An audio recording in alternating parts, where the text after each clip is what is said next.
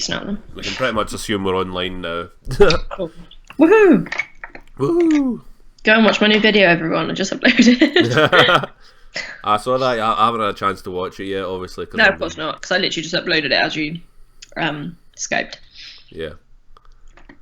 So, receiving your content, your audience will see it in a moment. Get ready.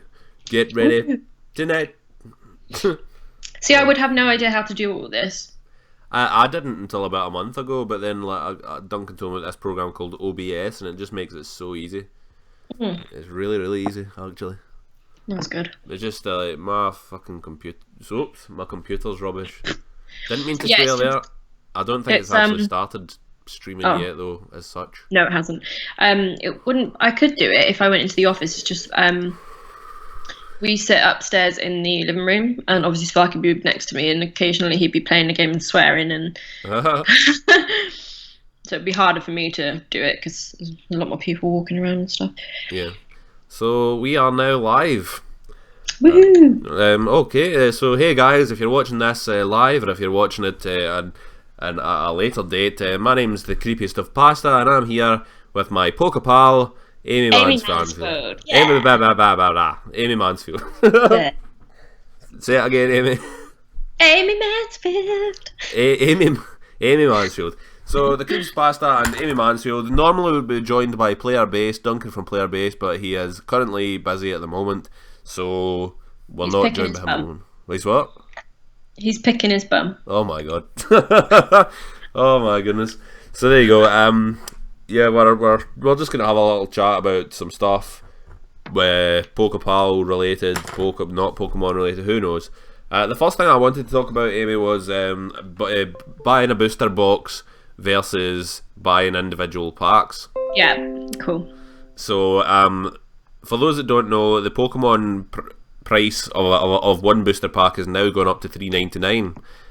Well, in my local Waterstones, which is where I normally get the packs because they mainly have them in stock, they have the Steam Siege in there for $3.69, but the Evolution ones were $3.99. Yeah. And they've pretty much out of stock. Well, the last time I went in, they were out of stock of Evolution. So, yeah, they have increased it. There you go. £4 a packet. Can you remember when they were like £1 a packet? Yeah, just about. I think I remember them being about £2.50 a packet at one point. Yeah. But it's now, obviously, it's £4 a packet now. You get 36 packets in a booster box, right? So if you're like me and you with collecting a master set, it makes sense to get a booster box, because $3.99 times 36 packets is £143.64. Oh my god! When you say it like that, how many packets do you reckon you've bought, like individual packets? Oh man, Steam Siege. I've never had a booster box of Steam Siege, and that's really bad because I bought so many individual packets of that. I've never seen. If I've ever seen a Steam Siege booster anywhere online, they've all been out of stock. Yeah. I suppose probably because people are after them, like to do what we're doing with Evolutions.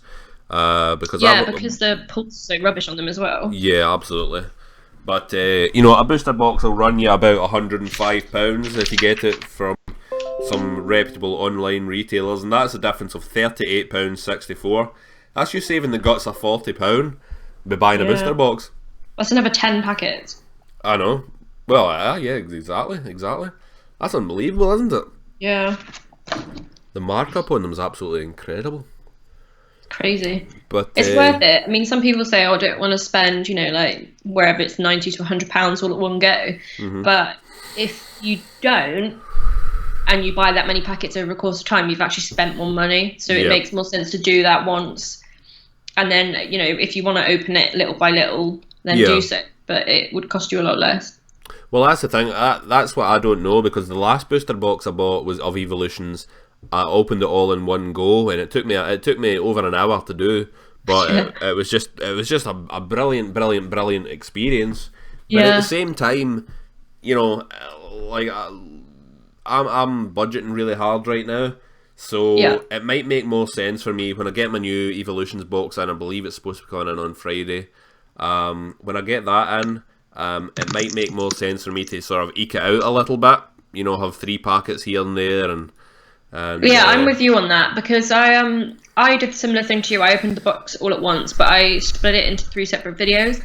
So if you did like 1 video a week, say, and that's almost a whole month then, if it's 3 sections, or if you split it into 4 sections, that's a whole month worth of cards that you didn't have to spend because you'd already spent. Yeah. If you want to leak it out even more and do like 2 or 3 individual boosters a week, then obviously that would save you even more money. But if you wanted still the experience of opening a booster box and it being really exciting, cutting it down into sections is it's as exciting because you've still got the booster box there in front of you, but it lasts longer. Well, the other thing that's worth pointing out is, you know, if I upload a booster box video, let's say it gets 100 views, right? Over the course of its whatever, you know, it might get more, it might get less, whatever. But if I upload like opening 3 packets, that might get the same number of views, and I can make 10 videos like that. You know what I mean? Yeah, that's what I think. I mean, if you make the 1 video and it gets like 100 views, but if you split it into 3, each of those could have got 100 views as well. Yep. So from like a business point of view, you could make more money from that too. And also increase your viewers, increase your subscribers. It also gives people something to look forward to, because if someone had like an hour-long video of them opening a booster box, be like, yeah, you know, get some snacks and a coffee and sit down and watch it. But also, if it's in parts, you'd be like, oh, I can't wait for the next one, you know? Yeah. And that's sort of both of them obviously like will make your viewers happy. But I think if you've got more videos coming and people know it's coming, you sort of engage with your viewers a bit more. Yeah, well, people get excited about it. People like want to see what you're going to pull out of the next 3 packets, you know? I'm so nosy, so...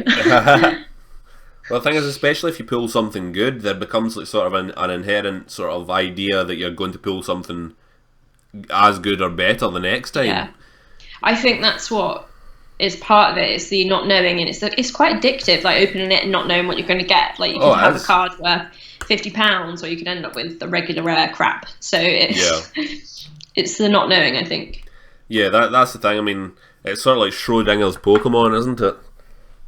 You know, like Schrodinger's cat is basically, for those that don't know, as it's a cat that just a scientist put in a box, and the box was soundproofed, and there was a vial of poison in there, as well as some normal food for the cat, right? Mm-hmm. Now, because you can't see in the box or hear the box, the theory was that the cat is both alive and dead at the same time, because you don't know, you know. So in terms of Pokemon boosters, it's interesting because you can have a Pokemon booster on your hand and you can go, this could have like full art Misty's Determination, it could have full art Dragonite EX, which I believe you pulled, Amy. Professor Sycamore, which you've pulled. Yep. Or it could just have non-holo Hooper or something, you know what I mean? Yeah, which is the case most of the time. I know. Well, with Steam Siege. Steam Siege it definitely is. I'm so glad I don't have to buy Steam Siege anymore. I really am, because it's garbage. I mean, there are great cards in the set. There are fantastic cards in the set, but getting them out of a booster pack is next to impossible.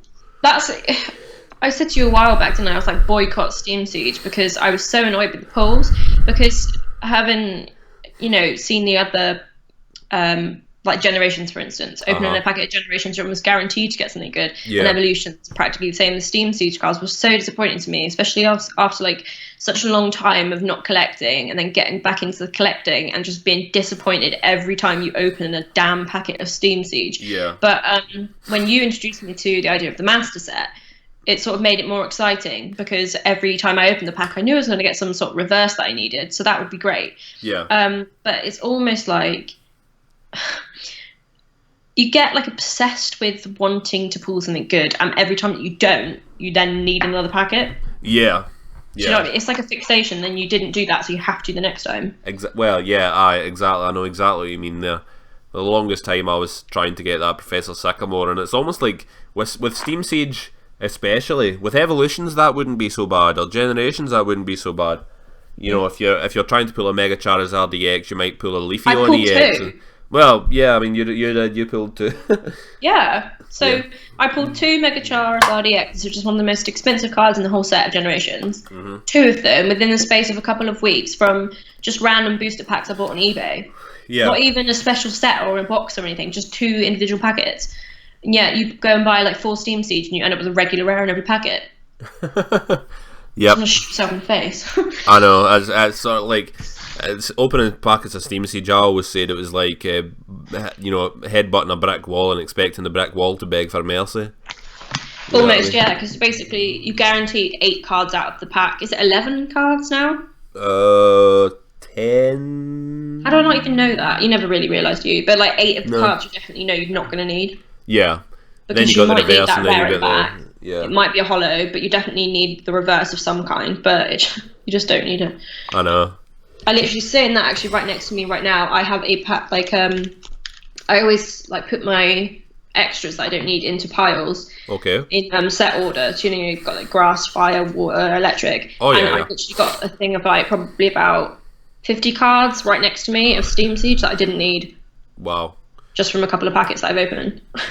Yeah, for sure. But the thing is, no one is going to want to trade me these. Like, who wants a Litwick and a Joltik or a Hoppip? No, right. Do you know what I mean? For those that don't know, I actually emailed the Pokemon company and told them that the Steam Siege set was just, the pulls in it are just nonsense, and they they wrote back to me and said that basically it's about collectability, and I pointed out, I was like, yeah, but who's going to trade me my 1400 C-Dots and my Duots or Oshawott for an EX, you know what I mean? No one's going to do that. Nobody's going to do that. It doesn't work that way. And because they're so scarce, there's none to trade anyway. Well, that's right. So it's just it's silly. There's no variety in the packets. Like, don't get me wrong. I like Steam Siege a lot more now that we've started to collect the Master Set because it's a lot more exciting. But how many times can you pull the same card out of a packet before it gets boring? Well, absolutely, and it was boring it's boring for the viewers as well. Actually. Yeah, and it's boring for you. Like, you've just spent, like you said, they've gone up to like £4 a packet now. You spent £4 to get 8 cards that you've already got. Yeah, exactly. Yeah, it makes much more sense to go on somewhere like Magic Madhouse and just buy the individual reverses that you need and save the money and get the EX that you need. Because if an EX is like £6 and you're going to spend £4 on a pack, you might as well just spend the £6 for the EX, regardless of how rare it is, because you might not even get it in that pack that you spent £4 on. Pretty much. You hit the nail on the head there, right there. Like, that's what I did. Once I'd pulled Professor Sycamore, I said to myself, right, that's me happy now. I don't need to have any more packets of Steam Siege because I can just get them off of singles from Pokemon League. When I went to Pokemon League Ayrshire, or what I did do and end up was going to Magic Madhouse after I'd got all the ones I could get from the Pokemon League. I went to Magic Madhouse and I got the rest of them pretty much rapidly. You cleared Duncan out? Yeah, I did actually. I cleared them out of all the stuff I needed from a master set of all my sets actually, not just Steam Siege. But, oh my god, that's really good. Yeah, so it was pretty awesome, and I know that he got a lot for you as well, for your master sets. Yeah, he did, which was really kind of him, actually. Yeah. Really helped me out. So that was really awesome. But yeah, Evolutions is a different kind of thing because you're opening it up and you actually there is a really good chance that you're getting something good in Evolutions. Yeah, it's similar to Steam Siege where you do get a lot of the same duplicates. Oh yeah, but it's a lot smaller set, so you're gonna get the same commons like a lot. But they've got more of like a they're not valuable, but you know what I mean? If you put the bulk on eBay or like sold it to someone and like I know that you said that Duncan, he'll like buy cards off of you for credit in his store. Yeah. And things like that. They probably got more of a margin for them. And if you look online for Steam Siege cards, I'm pretty sure no one's even, like I said, because there's so many and there's so often, they don't really have a price point on them, but the Evolutions ones seem to. Yeah, I mean, with Evolutions as well, there's that nostalgia factor. Because, yeah, definitely. You know, but I mean, I don't know about you, but opening a packet of Evolutions is just like, you know, it's a nostalgia trip as much as anything else. You pull something good and you go, oh my god, that's amazing. You pull like something that's not even that good and you go, oh, I remember pulling that 20 years ago, you know what I mean? Yeah, I don't even mind opening a pack and getting duplicates with Evolutions because, like you said, it's a nostalgia trip. It reminds you of when you were however old back in the 90s opening it again. And I enjoy that. But with Steam Siege, every time you open another Seedot or another Driflim or something, you want to punch yourself in the face. Oh my god, don't even start with 100 times. Freaking oh my god. Driflim and Driflim. Yeah. Oh god. It took me so long to get, I think it's a Drift Blim reverse, I think. I can't remember. You'll know on my list, but one of them I managed to get the reverse for. The other one is still, out of how many packets I've bought, I cannot find the reverse for. I think but I've got 1,000 normal ones. So annoying. So yeah, just saying hi to Scottish Plays there, and hi to Nitro Stealth as well. Hi Nitro Stealth. Hi Sparky. Why I told does him that my cat fart in its mouth? He can't. He actually does do that. My cat. Does he? Yeah, he doesn't really do. But you know when they're cleaning themselves. Yeah. He lets a little fart out, and then. Yeah. Oh my god. That's I told Sparky, he's just messaged me. He's at work, obviously. I said, and he said, "What are you doing?" I was like, "We just started a podcast." So obviously he's come on to troll us a bit.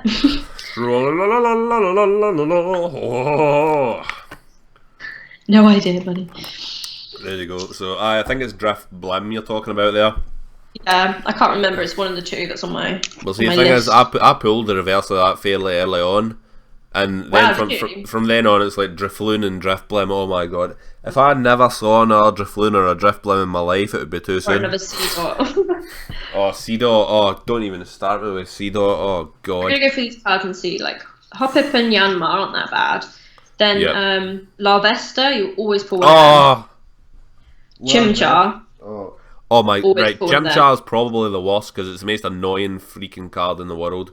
Yeah, it is. And then you got Monferno, which is almost as bad. And then Infernape is actually probably the worst of them because you're flicking through your pack of cards, you're coming to your last card, it's an Infernape. Yeah. I'm like, seriously, you put that at the end of a packet of cards? Yeah. You might as well stab me in my eyes. Thanks for Pretty that, much. Pokemon. Or Claunchers, those are really annoying as well. Oh, and Clawitzer. Yeah, Mareeps, Litwick. Oh, Litwick, it's a candle, folks. It's a candle. I know, that really annoys me. God. You know what one I really hate? Nose Pass. What the hell is that? Oh no. Oh, it's just an Easter Island head. But they've decided to call it Nose Pass. It's just pointless. And the other one, Probo Pass, with a big moustache. Like, what? I know, utterly pointless. Or a Clang. Oh my god, yeah. You know, one I don't mind pulling from Steam Siege is Marill, because I love Marill. Yeah, Marill's alright. I like Azumarill as well, that's cool. Yeah. Oh, and Fletchling and Meowth. Meowth is so common in this set. It's this... Oh, Meowth's really common in that set. Yeah, it's quite ridiculous. But I mean, I do like Meowth, don't get me wrong, but like, after 12th one, it gets a bit boring. I know, because Meowth's still got that kind of cool factor about it because of the anime, but... Yeah. Anytime I pull like a Gen 1 original Pokemon, I get excited, but you know, there's only so many Meowths you can pull before you pull your own hair out. Yeah. Annoying.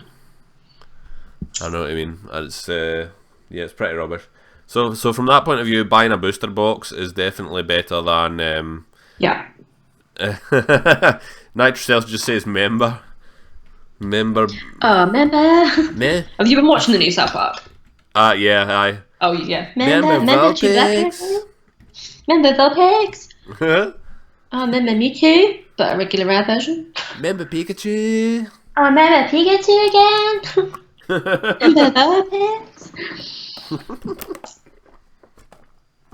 Apparently my phone hates YouTube live streams. Yeah. Pretty bad. We've had pretty much 3 people watching pretty consistently over the last... So, hello everyone. Hello everybody. Do watch the channel and Amy's channel as well, and do comment because we'll reply to all the comments as we're going. Yeah, of course we will. Yep, pretty cool. Love a bit of interaction. But going back to you saying about a booster box as well, because you've got those 36 cards there in front of you, you're guaranteed that you're going to get some pretty good pulls as well because you're doing it all at once. Yeah. If you pick up a pack of cards every so often, you might get lucky. But if you pick up that many all at once, there's got to be something good in there on a ratio point of view. Pretty much, yeah. I mean, like that booster box I got like Flying Pikachu, Surfing Pikachu, Secret Rare Executor, Imakuni's Dodio, Charizard EX. No, in fact, I'm Full Art Mega Charizard EX. Got a Mewtwo Full Art EX. My god, it was brilliant. Yeah, and I got all the secret rares bar one.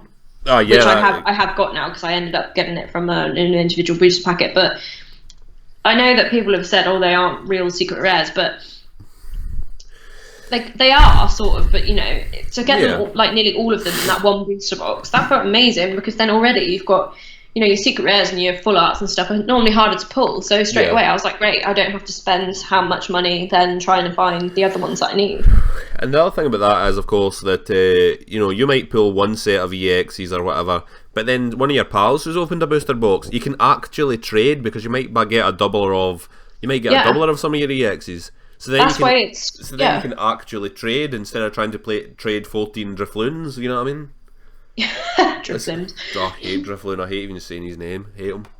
But that's like, it's great that me and you are both doing the booster. Like, if you find people like forums or pages or, you know, Instagram, YouTube that live near you or in the same country at least, you can trade, because we both opened our booster boxes on the same day, and that evening we're deciding what cards to send each other. Now, obviously, we don't really mind what value the cards are. We just send because you know, we're friends. But if you had a full art that was a double of, and somebody else had that same, you know, a double of a full art, you can then trade because they might be similar value.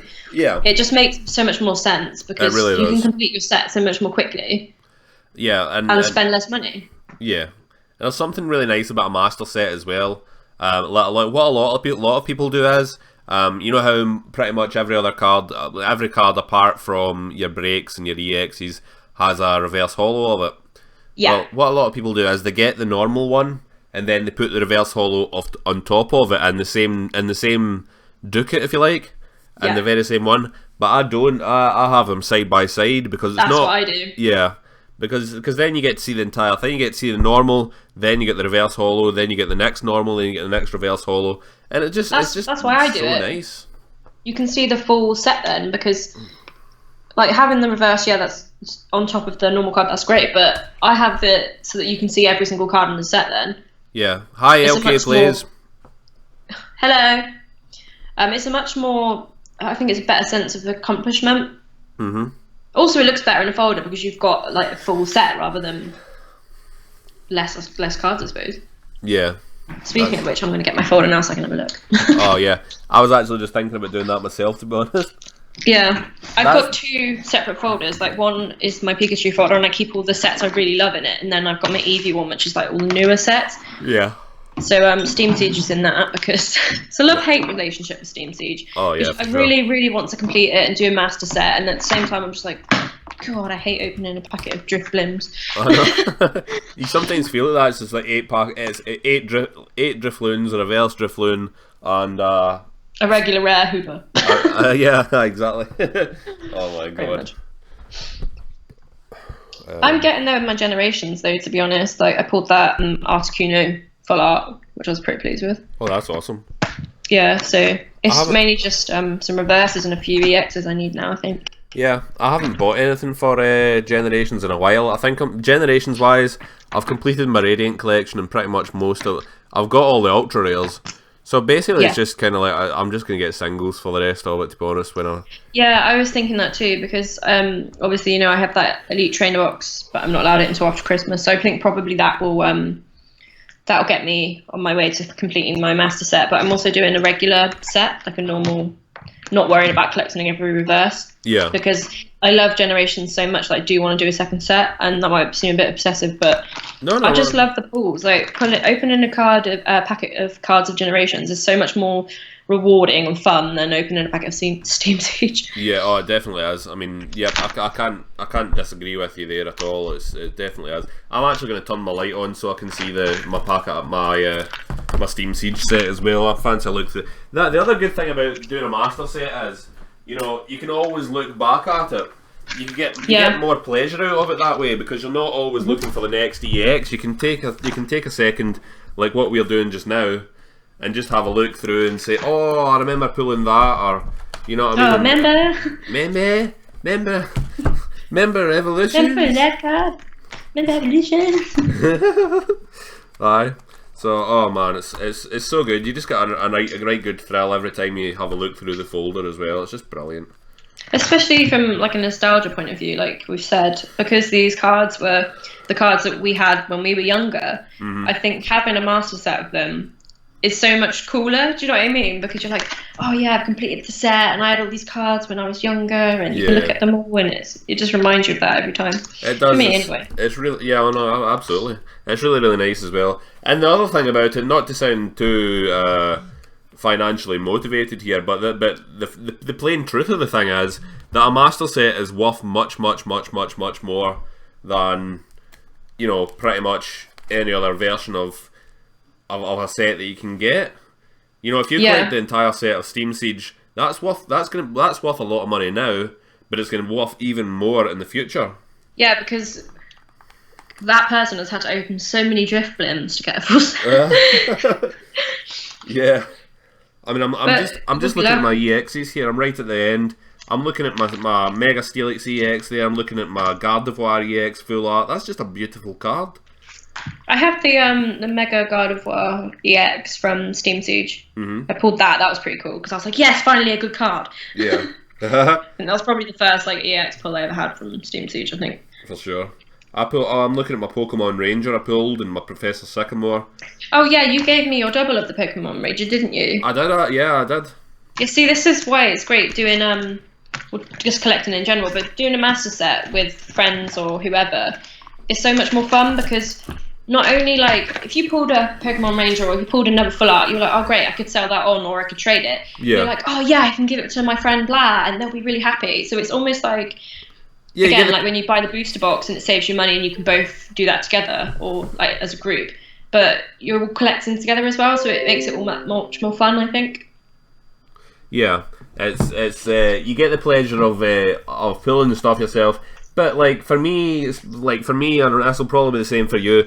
Like when I send you a card that you need, and then I see you open it on YouTube, I'm like, yes, I've helped my friend complete our master set. So that's it's a nice feeling for that too. So yeah, it's even more exciting. Like I always I know we make lists and we send them to each other because we're nerds, but whenever I open something, I always look at the list because I'm like, oh please, like I want to have opened something because if I didn't get anything out of the packet that I didn't need, then hopefully I have something that you need or Duncan needs. Yeah, pretty much. Yeah, that's a really good way to look at it. It really is. Just going to do a quick shout out to LK Plays there, saying that we're doing good. Thank you very much, LK. Hi, LK. That's good of you to say that. Don't forget to check my channel out. Oh yes, indeed. I do check out Amy's channel. Everybody, Amy's channel is in the description. Go and check it out. She's a great YouTuber. I'm trying really hard. Yep. And go and subscribe. Yay. Please and thank you. Please and thank you for some really cool Pokemon videos.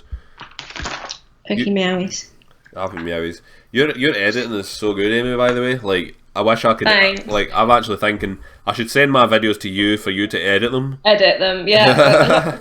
Well, a couple of my friends have said to me, like, how would you... Because especially I don't just do Pokemon videos, there's makeup on there, and there's also vlogs from when I go to Disneyland as well, for anyone that's interested.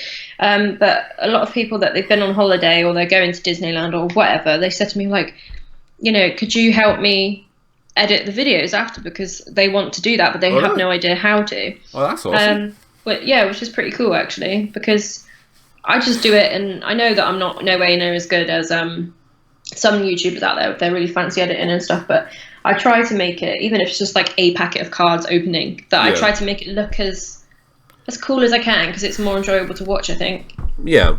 And you get more fun out of doing it as well. Absolutely. I mean, that's the other side of it. I mean, for me, opening the Pokemon cards and looking at them is one thing, but then you've got the extra pleasure of putting them on YouTube and doing videos and having people comment on it. So I am obsessed with pack openings, like watching someone pull something epic, or I love Generations. Like I've said that's probably my favourite at the moment, apart from Evolutions. Yeah. I will love watching, there's a guy on YouTube, I can't remember his name, I think it's like a group of them, and they do like these amazing openings where it's like £100 worth of mythical collection opening. You probably watch their videos too, and they open so many packets of Generations, and every time they get like a full art Gardevoir or something, you're like, yeah. Oh yeah, I think I've seen those guys. Like, because I wanted to do something similar at some point, whereby it's get like 3 booster boxes each or something of probably not Evolutions, because we've already pretty much completed that.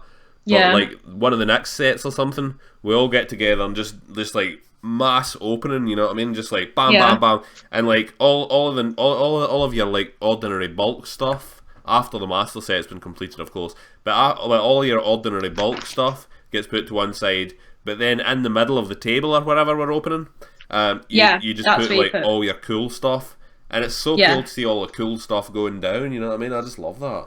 Me too. Totally agree with that there. Yeah. It's awesome. It makes it so much more fun as well, especially when you can share that experience with other people, I think. I just realised I haven't sleeved my Mega Gardevoir yet, so I'm just going to... Oh yeah, I bet I got a sleeve. Oh, I hear the sleeves coming out of the pocket there. Yeah. Is that your Pikachu sleeves?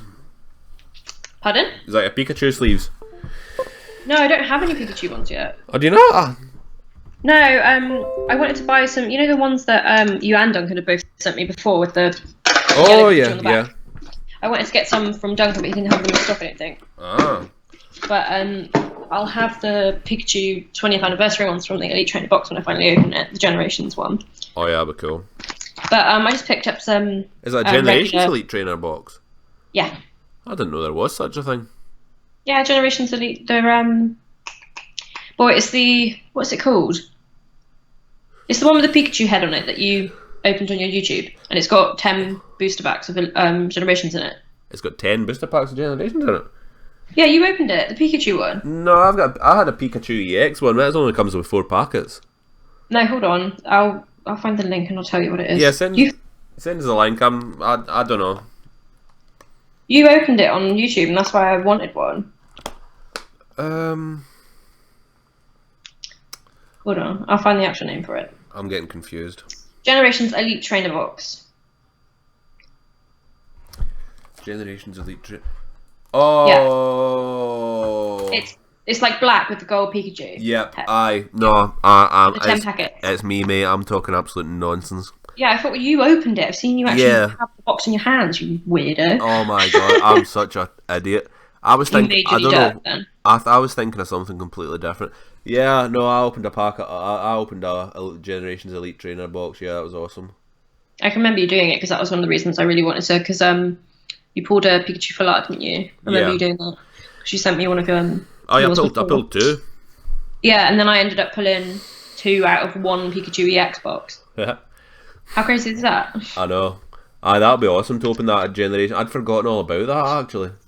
Yeah, because it came out a while ago. You can still buy them now, but I'd asked for one for Christmas so that I knew I had it because I thought it would go out of stock quite quickly, but it hasn't. So I think even nearer to Christmas, when I've got everybody else's gifts sorted out, or after Christmas, I think I might get another one because, like I said, Generations is my favourite set, but also I want to complete my master set and do a regular set. Yeah. And you never know, I might end up doing 2 master sets, but I know some people do like 3 or 4 I've seen on YouTube, but I really love Generations. And plus the pools are really good, so you could probably end up doing the sets quite quickly. It's not like Steam Siege where it's going to take you forever. Oh, I know. I think after my Evolutions booster box, I think I'm going to buy singles for a while because I haven't really seen much about the Sun and Moon set that's coming up. I haven't seen much about it. I'm not excited about it. I maybe will be once I see a bit more about it, but I'm not excited about it right now, mate. Not really, me either. I've seen that some of the box sets you can get, and with the legendary from each Sun and Moon, and they come with like a promo card of each of the starter Pokemon and stuff. But other than that, it doesn't really give me the incentive to buy it because it comes with like Steam Siege and Evolutions. Yeah. And I think if you've already got an Evolutions booster box, or I don't really think it'd be worth buying it for the Steam Siege pools because no, people I've seen open it on YouTube don't get the good pools out of it anyway. So it's not like they handpick good packs to go in them. So money wise, I don't think it's really worth it unless you're one of those people that needs to collect it all. Then obviously go ahead, but I won't be purchasing any. I don't think. No, I don't think I will be either. I'm just going to take a break from buying booster packs and stuff to concentrate on my singles. And by the time another set comes out that I'm really excited about, I'll have all my sets, my current sets that I'm collecting, I'll have all of them complete.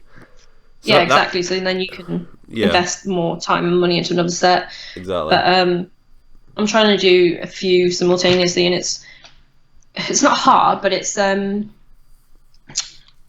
harder than if you were doing like one set focusing on straight away. So I think I'm going to carry on with Steam Siege, but not as obsessively. I think I'll do it little by little because it's mostly just reverses that I need now, and obviously the EXs and stuff. But I think I'll probably end up just buying singles, to be honest. Don't think there's any much point in buying the booster packs. No, not really. The individual packs. You'd spend much more buying the booster packs than you would actually just doing singles, you know? Yeah, of course. It's just silly, really. Because somebody's pulling those reverses. It just so happens that it's just like you would have to open hundreds and hundreds and hundreds of packets to get the things you need. I mean, it's just ridiculous.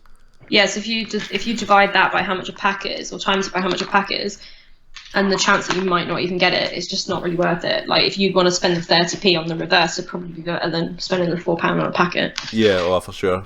And you might not even get it then.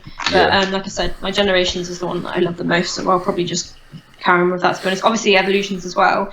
Was it Friday you said our booster boxes would be in? I think so. I think I would need to get confirmation of that. But I think it's Friday. That's not a quotation. So, but, once we both open ours, obviously anything that we need to trade, we can trade. But yeah, I think that'll pretty much both of us will. For the main part, I think we'll be down to the last 10 cards or something we need. You know. Me too. I really think that. Because the pulls from the booster box I got the last time were so good that it was unbelievable. So I mean, if we get the same again, then that'll be fine. Exactly. I think between all three of us, we'll probably end up completing Evolutions quite quickly. Even if it's down to like last couple cards, I won't be too bothered by that. Because I've actually enjoyed this set. But other than that, my main focus will probably be on Generations mainly. I'll probably get a second Elite Trainer Generations box at some point because I really love the Generations pulls. But I think Evolutions and Generations is where my focus is at the moment. Absolutely. No, not at all. Sorry. I got a Lickitung and an Executor from Jungle set the other day. A Lickitung? Yeah, Lickitung. Yeah. Cool. Lickitung's one you never see these days. No, I've got wrong folder. I have a Lickitung somewhere from one of the sets. I can't remember what set it is. It's not. I'll have a look. Hold on. When I pulled it, I was like, oh my god, because you get these tins. And they come with like other booster packs, don't they? I mean, they come with Steam Siege, but they don't always come with like just Steam Siege, do they? They have other packs like Ancient Origins and stuff like that, and Primal Clash. Yeah, Lickitung. There, Lickitung. It's from Furious Fist, I think. Right. Wow. It's got a punchy fist icon. Ah, yeah, it's Furious Fist. Yeah, it's Lickitung. I got an Eevee as well. Awesome. I quite like Furious Fist because of the Pokemon that you like, the Pokemon on the cards. Like you've got the Poliwag, Electabuzz, Bellsprout, Victory Bell. It's like a lot of Gen 1 in there. Oh yeah. Which I enjoy. The Gen 1 thing, I mean, there's no getting away from it. That's what started Pokemon. That's what a lot of people are in it for, you know what I mean? Yeah, myself definitely. I mean, Steam Siege, because there's not many like Gen 1 original Pokemon in there. It's all like the newer stuff. I was a bit like, I don't even know who like half of these Pokemon are, because obviously there's a dip in the era where I wasn't really a part of it as much. And I was opening this pack, I was like, oh, I don't really want to buy these because I don't know. But once you start and you research into it more, and like you introduce them to master sets, it becomes more fun, and you learn more about the Pokemon and what they are and stuff. Especially when you play. I know you and Jonathan play like actual game tournaments in real life at League. Yeah. But when you're playing the TCG online, it's a lot more fun, I think, and you get to learn new Pokemon and stuff. And like some people, I say, "What's your favorite Pokemon?" They tell me a Pokemon. I'm like, I don't even know what Pokemon that is, and then that's quite cool in that respect too. But to me, every time I pull like a Gen 1 Pokemon like Pikachu or something, I'll get that nostalgia and I'll feel really excited. Yeah. I've got to agree with you there in the master set thing, because a lot of people are only opening packs and they're going, oh, I didn't get an EX in that pack, so that was a complete waste of time. Whereas I open a pack and I get like, oh man, I got a reverse whatever, I needed that, you know what I mean? Yeah, same. So that from that point of view, collecting a master set it just makes more sense, like in every way, financially. You get more enjoyment out of it. You get more for your money as well, then, because you're looking for those reverses that you don't have, as well as what maybe a rare or an EX. Exactly. So you end up with less bulk that way as well. Yeah, you do, because because the reverses I find you don't often get a double of. Yeah, not too much. Some of them are more common than others, obviously, but not too much, I don't think. It's definitely a better ratio. that Poly Whirl I sent to you and that Porygon. Oh yeah. I think for a long time those are the only doubles I've had with reverses, apart from a few from Generations. But because I've been doing a master set, I've just put and a normal set, I've just put them in my normal set for now. Yeah. So I always keep a reverse. Just I don't know. I think the card looks cooler in a reverse anyway. So rarely get a double of a reverse. So every time you open a packet, you know you're going to get a reverse that you probably need. So yeah, it makes it that much more fun. The sets like Generations and Evolutions are just so much more fun for that kind of thing. Yeah, they really, really especially are. Generations. I love Generations so much. I'm going to say it forever and ever, but it's literally my favourite set. Mainly because it's all Gen 1, isn't it? Really. Pretty much, yeah. Yeah, and I'm just looking now at a few. Yeah, pretty much is all Gen 1. And obviously love Gen 1, but I don't know, it's the style of the cards as well. I think something about it just reminds me so much of the original TV series. Yeah. And every time I'm like, yeah, this is Pokemon. You know what I mean? Yeah, the artwork's really nice and it's really retro in a way. Yeah, it's very reminiscent of the original cards, I think. I don't know, I just really enjoy it. Yeah, really faithful to the original art, but without actually, not in the same way that Evolutions is, because Evolutions is pretty much is the original art, yeah. It is the original art, but making it reminiscent of it is probably actually, as a designer, much more difficult to do. Yeah, you know, to make it a modern card, you know, draw it or animate it, you know, 20 years after these characters have been created and make them look modern and fresh, but still retro. You know, still bring along that feeling of nostalgia about it. You know, because a lot of them look like no, probably not these days, but they look hand drawn. Like just looking here at Caterpie, and Metapod and Paris, they all look like they've got that hand drawn effect to them. And I know obviously the original cards were hand drawn, but some of them you can tell there's computer generated. Like the Ponytail, that looks really cool. It looks like it's been done with pencil. Yeah, I don't know. I really like pencil drawn ones much better than the computer animated ones. I thought I'd be like, oh, boring. Like I would want some full on, like, I don't know, animated thing. But actually, the hand drawn ones I prefer because you can see all the lines in there, but also it looks more like the TV series. You know? Yeah, because obviously the TV series was. I don't think it is now. But it was hand drawn, you know, so that's definitely a lot cooler. Yeah, I agree. Anything hand drawn looks cooler. Definitely. I can't wait to get all the evolutions out of this set. I'm obsessed with the Eevee. I've got all the evolutions from Generations. Yeah. Really? Yeah, I've got them all.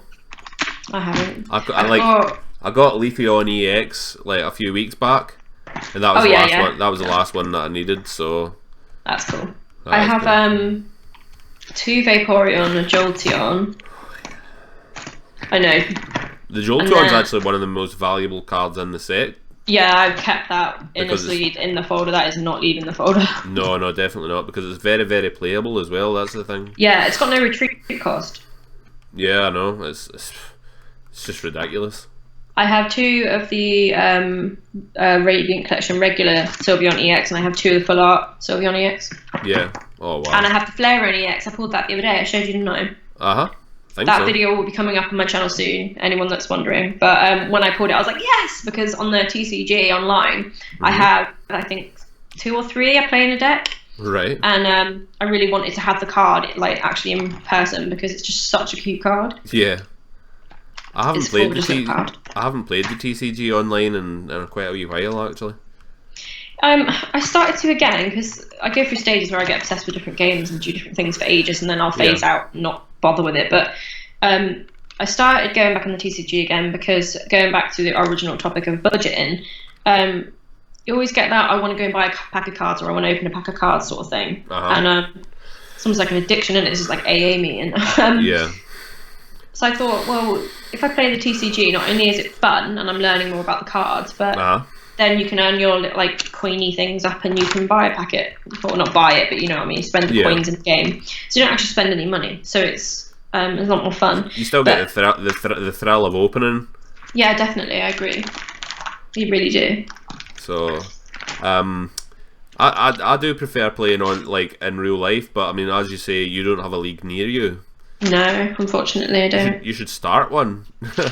I was thinking about it. like when you and Duncan said before, I was like, oh yeah, I should start one, but it's a lot of time and effort and a lot of stuff to handle. I think it's Yeah, aye, and on top of a job as well, it would be pretty hard. Quite hard.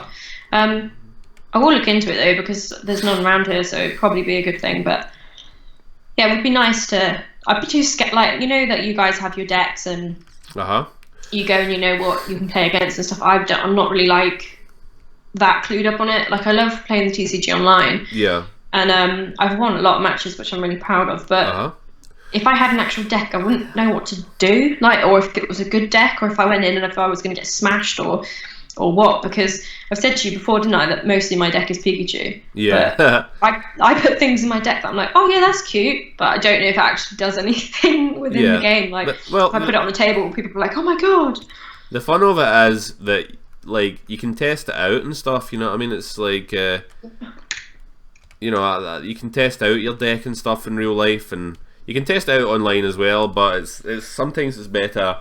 Well, not better. It's just different. You know what I mean? It's a different thing. I'm not entirely clued up on it either. I mean, there's so many cards and throughout so many sets over the years that you couldn't possibly know everything unless you're like some kind of like Rain Man or something. You know what I mean? Yeah, definitely. And I'm clearly not some kind of Rain Man.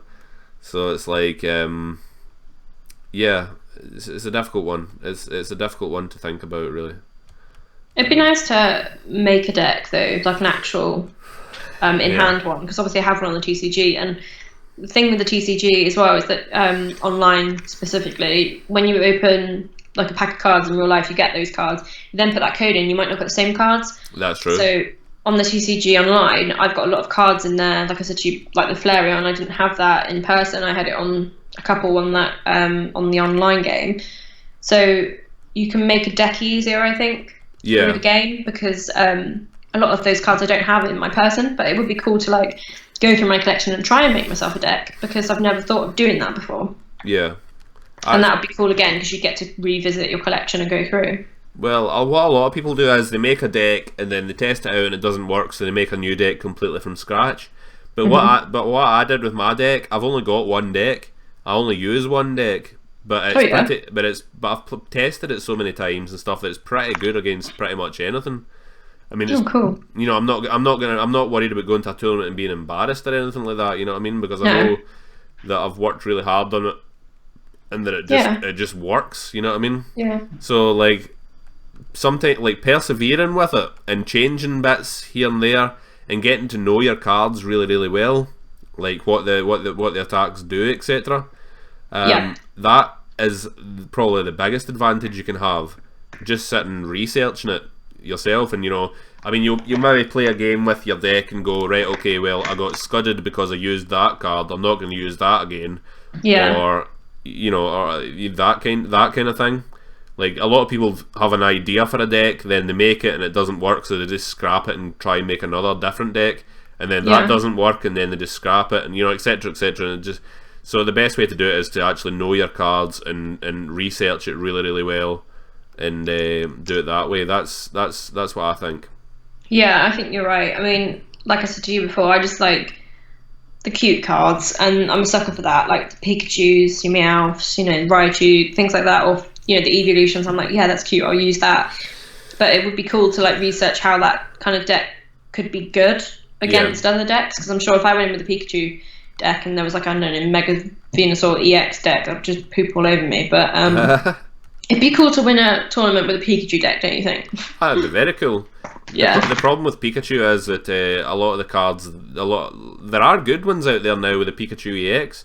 Yeah, I have several that are quite good. It's difficult to build a deck around Pikachu, because pretty much with Pikachu, all you're really doing there is getting Raichu out. Unfortunately, it's a shame to say, even though he's the mascot of the brand, if you like, the cards that they make for him, they're not that good. This is what I don't understand as well. In most of the series, Pikachu will be the Pokemon that Ash ends up using. Yep.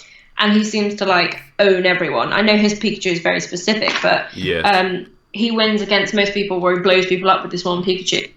Now, if you play the DS games or any sort of game, or you play the card game, you'll know that isn't really that true. Yeah.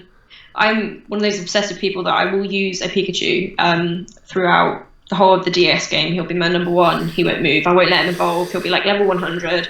Yep. But you can get pooped on pretty quickly. Same with the card game. So yep. I think it would be cool if there was like an Ash's Pikachu that came out. And it was like, that would be cool.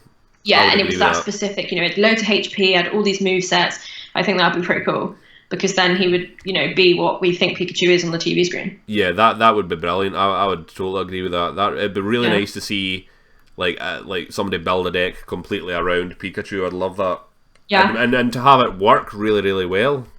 Mhm. That'd be amazing. Yeah, I agree. I mean, mine isn't like, it is definitely very Pikachu heavy, but like I said, I've got Flareon and I think it's Glaceon in there too. Right. Because I love the evolutions. Plus, a lot of them when they're in EX, they don't. You don't need an Eevee to get to where. To get to them, that's right, because they start as a basic themselves. Yeah, and I know the Flareon card. It's only colorless energy. But if you use a fire energy, it does more damage or something. So I throw a few fire energies in the deck, but it's mainly colorless. So then I can chuck that card out if I need to. That's right. That's brilliant. That's actually a really good way to look at it. Yeah. It's I don't run. A lot of people run evolution lines. Like you know, they'll have maybe like, let's say it was Caterpie, right, and they wanted to get the Butterfree. This is just an example. But I mean, you've got to use Evosoda or Wally to get to Butterfree. You know what I mean? Yeah. And for me, I don't do that. I just don't work that way. I only have basics in my set, really. Although there are some cards which don't allow a basic to attack them. So for that instance, I have Carbink Break, which I attach to my Carbink. That's a good idea. So like pretty much, this is what I'm saying about like testing your deck out against a lot of other stuff. Yeah. Because you get to find out what works, what doesn't, and if something works but it won't work against or something else, then you need to find a way to make it work. You know. Yeah. And that's what a lot of people in the game are missing right now. Yeah, I agree. I mean, like I said before, I'm not very good at maths, and I remember you saying to me before you lost a place in a tournament or something because you miscalculated something. Yep. And obviously, not being very good at maths, sometimes you send out an attack and you're like, oh, I shouldn't have done that because now they're going to use this against me, and I've only got 70 HP left. But this was going somewhere. Oh yeah. So it's not so much about the adding up, really. It's like some of the cards you can have that they prevent EXs from attacking them and stuff as well. Yep. So because of that, I have a few Pikachu actually from Generations in my deck, and that evolve up into the Raichu from Generations. But that's only because that Raichu has colorless energy as well, which is always handy. I do that to bulk my deck up because I don't really. Obviously, I'm not pro or anything. I have no idea what I'm doing half the time, so I just put them in there so that I've got something on my bench just in case I get knocked out, or do you know what I mean? So that I can't just get knocked out by using a Pikachu. There's something sat on my bench to be used again next. Yep, I would totally agree with that. Like, I run a Carbink in there so that if somebody's really heavy on EXs, I put my Carbink out and they can't attack me because Carbink has the ability whereby an EX can't attack them. Yeah, that's really good. Not so good if you're against it and you have an EX heavy deck. Because I did, to start with, I had a lot of EXs in my deck, and that kept happening to me. Yeah. So then I put the basic Pikachu in with the Raichu Evolve, because then you've got something in your hand, or you've always got something on your bench, but also you can attack then, even if it's just to knock that one EX out to get them to use basic Pokemon. It's a better play than not being able to attack at all. Exactly. Well, the other thing about Carbink is, like, even though if I was like, I used to run a deck without Carbink in it, and you know, if somebody had a Carbink in their deck, the rest of my deck is EXs, so I couldn't attack them at all. You know what I mean? So so once they've knocked that Pokemon out, you might as well just throw your hand in, to be honest. Pretty much, but like, if you have the Carbink in there, not only can you use that to stop EX heavy decks getting you, you can also use that to stop like a Carbink deck getting you. You know? So that's, because you could counter it, couldn't you, by the same? By using the very same tactic. Yep, that's exactly right. Man, I like that. This is what I love. I mean, you know, testing out a deck and getting it to work properly for you. I love that.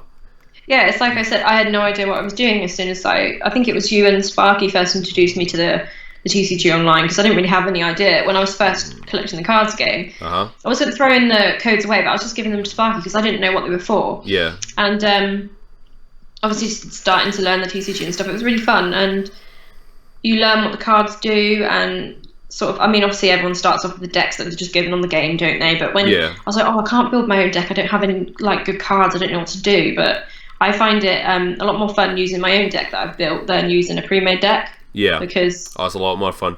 Theme decks are good for beginners and showing you how to, like, how the mechanics of the game work. Yeah, especially how many energies you should use, what trainer cards and how many Pokemon you should have. Like that, I didn't really understand. Yeah. So using a pre-made deck was quite helpful. Yeah. I mean, my deck started off actually as a Zygarde deck, a theme deck, but I've modified it so much time. I mean, I don't actually think I use any of the same cards as I did, but it did technically start off as a Zygarde deck. I don't use any of those same cards now, though.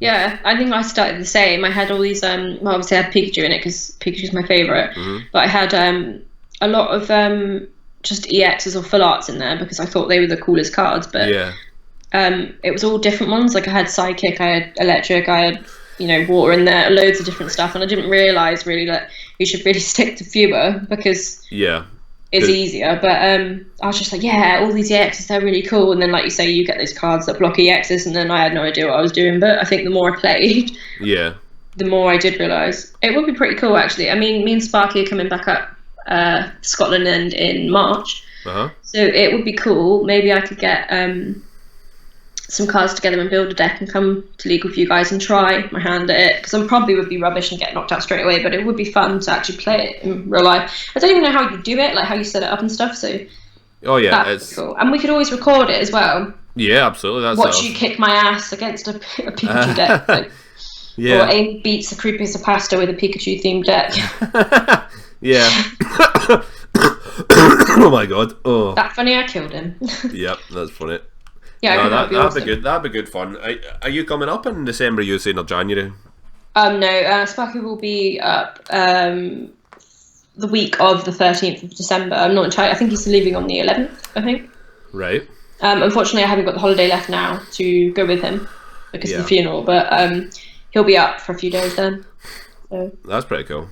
Yeah, so you'll be able to take him to League if I've said to him he has to go. So he needs to go to League for me. And if Duncan's shop's open at any point, obviously. Yeah. He needs to go in there. But we will be up both together in March for his birthday. So cool. I would really like to come to League. And obviously Duncan's shop will be open by then, I'm guessing, so I will be in that shop as well. Yeah, aye. Raid the place. That'd be good. That'd be really good, that. Yeah, cool. We could all vlog together as well, which would be... But that's another side to it as well, isn't it? That'd be awesome. Go get some videos up and stuff and collab. It would be awesome. Aye. Do a shopping haul in Duncan's shop. Yep. Just get you and Sparky and power you up with stuff. I'm here in Duncan's shop. Here's my Pikachu plush. I bought this Pikachu and I bought this Pikachu and then I bought this Pikachu and this Pikachu. He won't have any Pikachu stuff left in stock by the time I've left. No, oh my god. Yes, that'd be cool. You've seen those Super Mario cards? The Super Mario Pikachu cards? I have, yeah. And they, do you remember ages ago I sent you the link to the Japanese base set, the base set reprint booster box? Oh, yeah. And it was that Poke Center loop thing. Yeah. They've got them on there, but I looked at it, but you only get the card and the deck box and stuff. It's not really worth the money, I don't think. Right. Because I was like, I need them because it's Pikachu. And then I thought about it and I was like, no, financially it's not really that worth it. I'm sure they'll be extremely rare and very collectible one day, but it's I think it was around £30, I think, for you get 2 promos of Pikachu and then you get a deck box or something. It's just not really that worth it, to be honest, in my eyes anyway. No, I'd agree with that. I would agree with that. Yeah, if you got some booster packs or something with it, that would sort of justify itself, but it's just, it's not worth it, to be honest. Yeah, I know what you mean. I know exactly what you mean. It's hard sometimes trying to figure out, because sometimes the heart can rule ahead a little bit with these things. Yeah, definitely. I agree. Because you go to say, that's £40, oh my god. And then later on you think, but I really, really want it, so it's £40 well spent. But then with a lot of the stuff, it's a shame to say, but a lot of the stuff is not actually worth it. No, it's just like a promotion where they're grabbing you and pulling you in, basically. Pretty much, yeah, pretty much. I mean, you got to remember at the same time as however cool Pokemon is and however good of a thing it is, because it's a great thing for getting people together and you know, and teaching people things, and you know, people can learn what would you say, good sportsmanship, etc. However good of a thing it is, Pokemon is still a business, and it's one of the best businesses in the entire world because it works. And it still needs to make money as well at the end of the day. Aye, I mean, on they make money as well. They know exactly what they're doing. They know exactly how to reach into our heads and just grab us. You know what I mean? All they need to do is release something with Pikachu, and that's it. Yep. I'm bankrupt. We've got a Pikachu. Way! Another Pikachu, give it to me. Yeah, it is pretty bad. But like I said, I'm a sucker for the cute things, but it's value for money as well with Pokemon, definitely. Like you're saying, the whole point of this conversation originally was budgeting and booster boxes, and that's what it all comes down to, I think. Especially if there's a set that releases and you know you really want to collect it, you want to do a master set, or you know, as we are doing, I think it makes more sense to get the booster box than it is to spend more money in the long run and take longer. I think it's just so much more worth it. Yeah, totally agree. Me too. I think, especially if you're going to do a master set, how many packets of cards you get with Steam Siege as well? How many packets of cards you have to open before you can get one good card? I know, Steam Siege is just so bad for that. It really, really is. Yeah. Didn't realise how bad it was until you open like 4th packet. You've got 10 cards already that you don't need. Just going to look at this tag thing.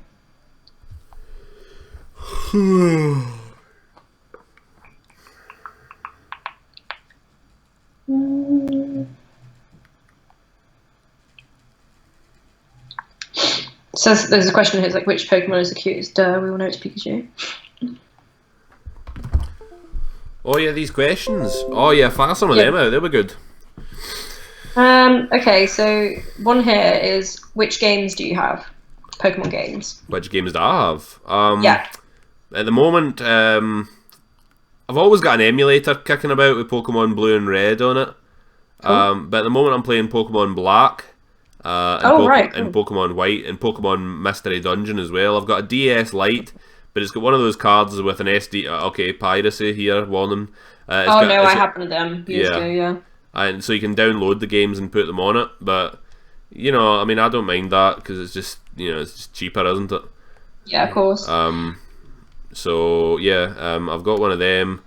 But I've got an emulator kicking about somewhere with Pokemon Blue on it. I've completed that game like so many times now as well. Cool.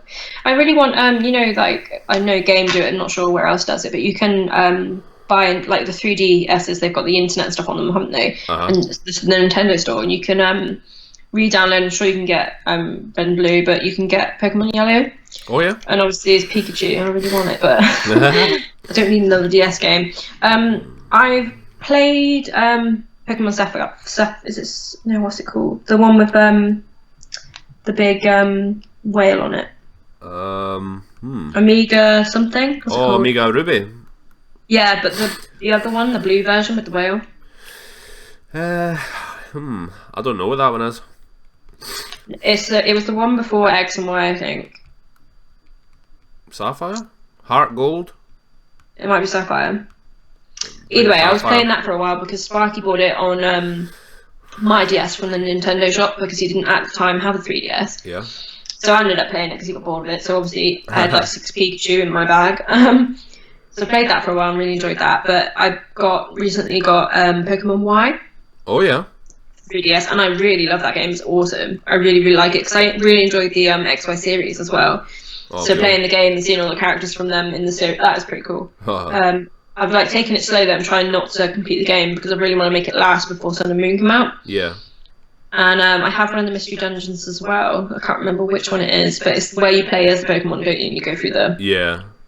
And I have that as well. What's the next question?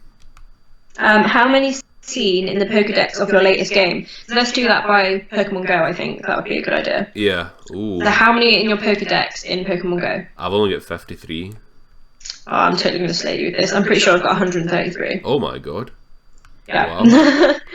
Have you got any of the ones that you can only get in certain countries, but you've hatched them from eggs? No, not yet. I've seen on here a Farfetch'd and a Taurus. Right. A Taurus is North America, isn't it?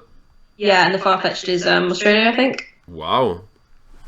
I have a Dragonite now as well. So I've seen 133. I've caught 133, and I've seen 139. Wow, that's pretty good. Yeah. That's pretty close. That's pretty goddamn close, really. Yeah. In terms of region-based ones, which are like, lot specific, you can only really, really rarely get from eggs. I've almost done it, to be honest. Oh man, you got Mr. Mime? Oh yeah, he's region specific. They're everywhere around here. Are they really? Oh my goodness. The only thing that's round my bit is Drowsy. That's all. Really? That's pretty much all. That's pretty much all. Yeah, they're literally like rats around here. When we were at Disneyland, you couldn't even like walk, rats. and you walked into a Drowsy. I'm not joking. And me and Sparky put a lure on. We were in the is it Videopolis, the Star Wars themed cafe in Discoveryland in Disneyland, and he put a lure on whilst we were eating our lunch, our Star Wars burgers, and we had about 30 Drowsies. Wow. Each. Gee. Wow. Every second drowsy. Yeah, well, pretty much every gym round here is held by a Drowsy or it was at one point, because that was the only thing you could get in enough numbers to... Did I say Drowsy? Yeah. I meant Hypno. Oh, right, yeah. I hate Hypno and I don't like Drowsy either. Yeah, they really scare me. They're horrible. I have no idea what they were thinking when they made them. It's nightmare fuel. Nightmare fuel? I haven't heard that. It is. They're horrible. Yeah, that's true. They're weird. Well, here's a good question. Uh-huh. What is your favourite legendary? What's my favourite legendary? Yeah, what's your favourite legendary Pokemon? Got to be Mew, surely. Yeah, I was going to say Mew or Mewtwo, because they're cute, but also is Zapdos, does Zapdos count? Yeah, Zapdos is legendary. Yeah. Yep. That's quite good. Ooh, and your second favourite legendary? I'm going to say Mew and Zapdos then. Regirock, just because I use them in my deck. Oh, right, yeah. Would you rather have a Meowth or a Growlithe? Oh, Meowth. Oh, that's a really hard question. Oh, Meowth for sure, especially if it's a talking one. He's quite evil though, so Yeah, but maybe Growlithe not. is all fluffy. True. Growlithe's basically like a husky. Yeah, I'm going to say Growlithe because you said Meowth, so then we both get one. Yeah. Do you keep the fact you like Pokemon from your real life friends? No. No, me either. I don't know. I used to, but not purposefully, because not many people that I knew were interested in it. Like me and Coral, we used to occasionally watch it together or talk about it. And I knew that you liked it, and obviously Sparky as well. But I think Pokemon Go sort of not made it acceptable to like it, but made it more common to like it. Yeah. Does that make sense? Like more people were going out playing it, so I think more people were talking about it and more people knew about it. So it wasn't like, oh, you're lame or whatever. But I'm 24, so I don't really care at this point. Well, the thing that bugged me was when that was kind of what got me back into Pokemon. I've never not been into Pokemon, but yeah, same. I agree. But it was kind of what got me back into it because it was such a cool thing, and basically, I kind of felt about it because there's a lot of people on Facebook saying the people that are going to be caring for you in your nursing home are out catching Pokemons, and it's you know what I mean, and actually they actually said Pokemons as well. So, oh, for fuck's sake! But I kept seeing folks saying, oh, all these folk posting about Pokemon Go grow up, and I'm like, Jesus Christ, we're living in a world where it's terrorists on your street corner every 2 seconds. Why not have a little bit of fun about something, you know what I mean? Yeah, and that's why I like it as well, because specifically Pokemon Go, it's we've said before, our generation. Yeah.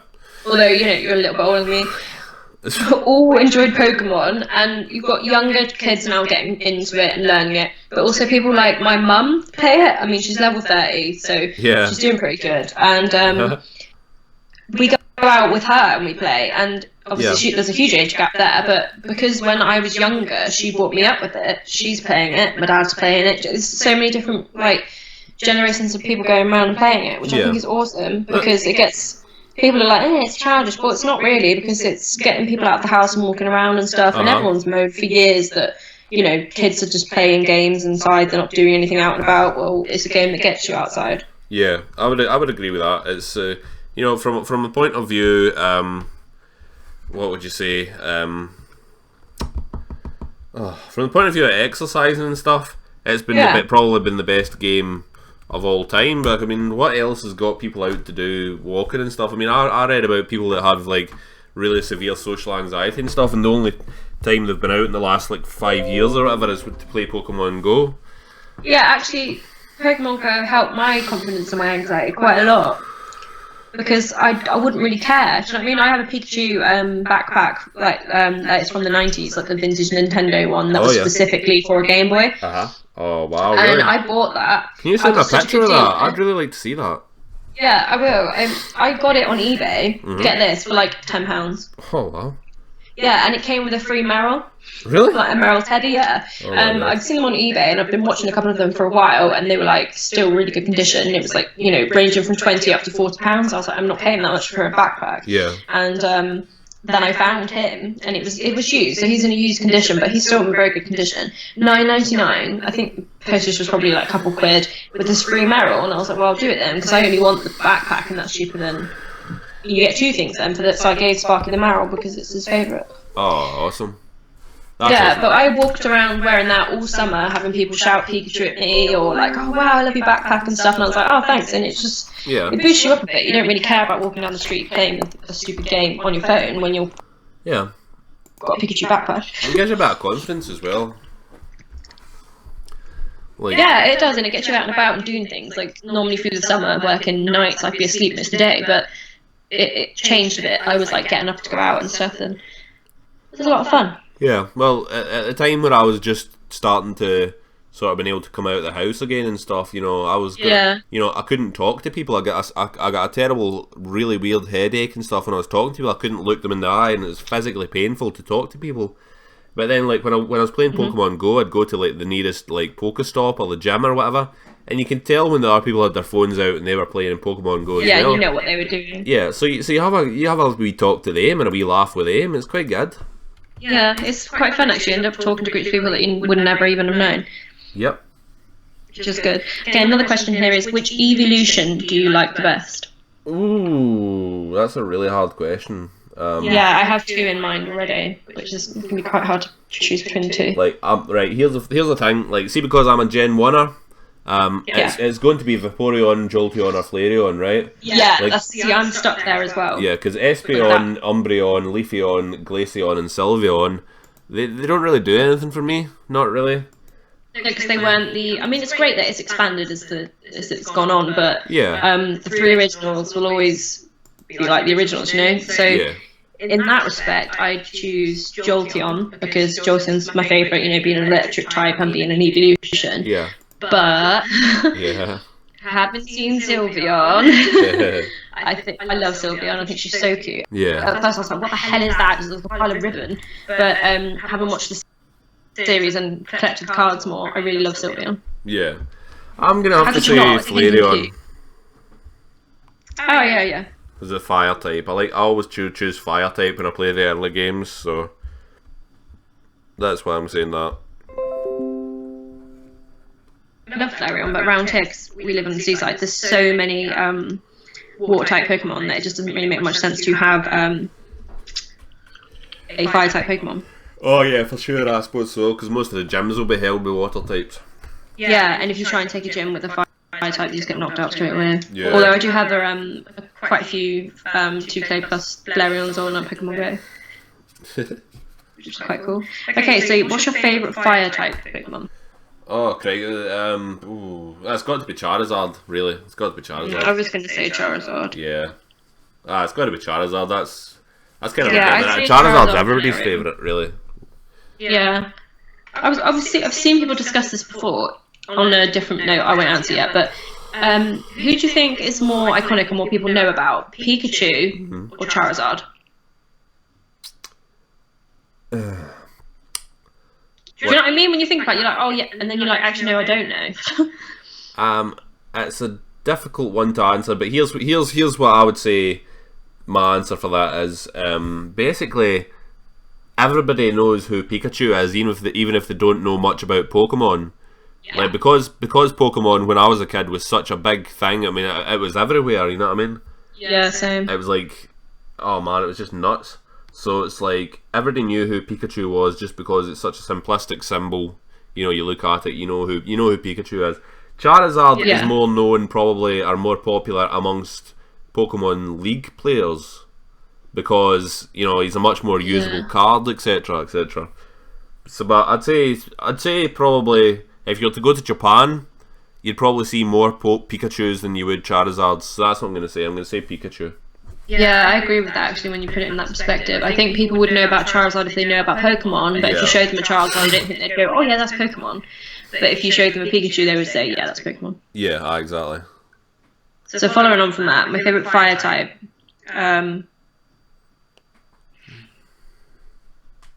Charizard or Mega Charizard, I'd say. Or maybe Flareon.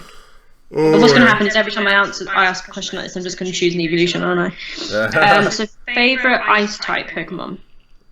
Ice type? Is Lapras an ice type?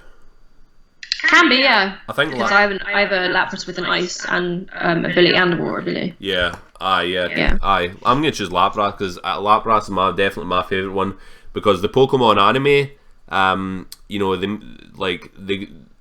if you've ever seen the Christmas episode, they go to Santa's, the North Pole basically, and they travel there they do, and they travel there on a Lapras, which is really really cool. Cool. So, and it's obviously on the ice and stuff. So I would say Lapras. What about you? Cool. I'm gonna say Glaceon as a cop out, but also Jinx, I think. Oh yeah, Jinx is. Oh yeah. True. Being a Gen 1 Pokemon, I think she's really weird. So cool. Favorite grass type. Favorite grass type. Yeah. That's a difficult one because I don't really have a. Oh no, you know what? Butterfree. Ah, yeah, that's nice. Oh my god, the Butterfree episode in Indigo League makes me want to cry every time. That's why I chose that one. Butterfree is my favorite, one of my favorite Gen 1 Pokemon because of that. Yeah, I think because, like you say, Gen 1 and then you've got the newer stuff, I think Bulbasaur and the Bulbasaur evolution line will always have like a close thing to me. I love Bulbasaur. Oh yeah, true. And Venusaur. But for newer generations, I think Chespin. I love Chespin. Oh yeah, Chespin, aye. Yeah, and he eats all the macaroons and gets really fat belly. I love Chespin, I think he's really cute. That's pretty cool. And favourite poison type? Poison? Weedle. Yeah, if I'm honest, I don't really have a favourite poison type Pokemon. Yeah, no, me neither. The only one that I really associate with poison is Weedle because of that poison sting that you always get in Pokemon Blue and Red. Or maybe Beedrill, because... Oh, Beedrill as well, yeah. Yeah. Oh, favourite normal type? Eevee. Yeah. Meowth. Obviously, yeah. Eevee or Meowth, I was going to say Meowth, but then I thought Eevee. Yeah. Favourite flying type?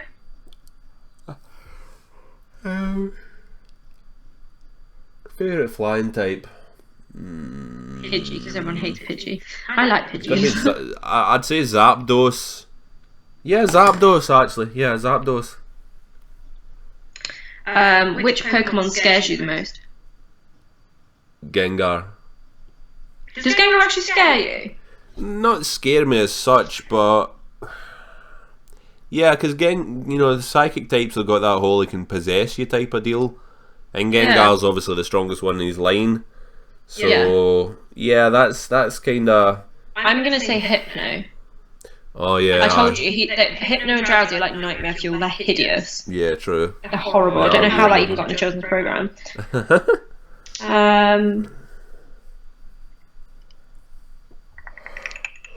Which Pokemon is the cutest? Obviously Pikachu, duh. Yeah, Pikachu. Got to be Pikachu, really. Anything is different is just trying to be different. I know. People say to me, "Oh, what's your favourite Pokemon?" And I say Pikachu. Instantly, they either go, "Oh, for God's sake," or they go, "Oh, yeah, cool." Yeah. Some of these tags are a bit rubbish. It's just like people asking situation questions. I don't want situation questions.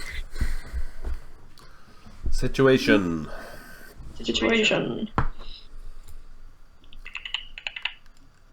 That's fine.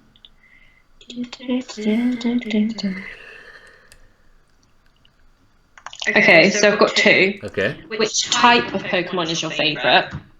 And what region is your favourite? Right, I'm going to answer the region one first. And that's Kanto. Because, again, I'm going to say the same, I'm a Gen 1er. That's what I Okay. like. I mean, it might be boring to a lot of people, but I'm a Gen 1er, so that's what I like. Me too. And as soon as I read that question, I said Kanto in my head. Yeah. Like, that's the. I know as the games go on, it gets, like, you know, there's more regions, it's more fun, you explore more. But like you say, we're Gen 1, like heart and soul. Pretty much, yeah. Pretty much. That's the only thing. Favorite type. Now, my deck is a fighting type deck, but I've got I hate to say, fight type because they like literally rinse me. yeah. Very weak against the fighting type. Well, yeah. Electric's weak against fighting as well. My favorite type though probably would have to be psychic. If I actually built a psychic deck while I was up at doing the tournament in Largs, doing the tournament there. I built a Mew and Mewtwo deck. It failed horribly, but because I'm not used to running evolution lines and stuff, and I had Gengar in there, and Ghastly and Haunter in there and stuff. It just didn't work for me, but I like the idea of it, if you know what I mean. Yeah, I think it'd be pretty cool if you had a full psychic deck. Yeah. So obviously I'm going to say Kanto because, you know, Gen 1 massive. And I'm going to say Electric, but I have a soft spot for Fairy, I think. I know it's not from like Gen 1 or anything because it used to be like colourless, didn't it? Yeah, the fairy types. There wasn't a fairy type back in Gen 1. Yeah, because it's girly and it's cute, but also I like that a fairy type is a Pokemon type, you know, that you can have as a deck. And obviously I love Sylveon and stuff. I think it's just really cute. So I'll always be an Electric at heart because of Pikachu, and, you know, originally there weren't that many types of Pokemon, were there? No, not at all. So Electric all the way, but I do like Fairy for something new and a bit different. Because you've got dark energy, fairy energy, steel energy, so it's like there's a lot more to it now than there used to be. Yeah, and a lot more things to be aware of, what you can be weak against, what you can have strength against. It's a lot more, not complicated, but it's also good to have the variety because I don't know how long it would have lasted if it was only like the few types that they had in the beginning. Yeah, well, these things have got to grow and evolve with the times as well. I mean, so I mean, I can appreciate that too. It's funny, isn't it, when you look back at, especially like I said, when Pokemon Go first came out again and I started collecting cards again, looking back I was like, oh my god, there's so much that I've missed. Because from the original like couple of generations that we had of Pokemon, and then you look back and you're like, oh my god, like all this stuff I've missed out on and I need to clue myself up on. I know. Which is why I'm enjoying like Generations and Evolutions so much, because it takes you back to our roots. Yeah, it's really familiar as well, and you know what's going on there, really. Yeah. Stuff I actually know. Yep, exactly. And on that note, I need a wee. Okay. Should we just call it there then?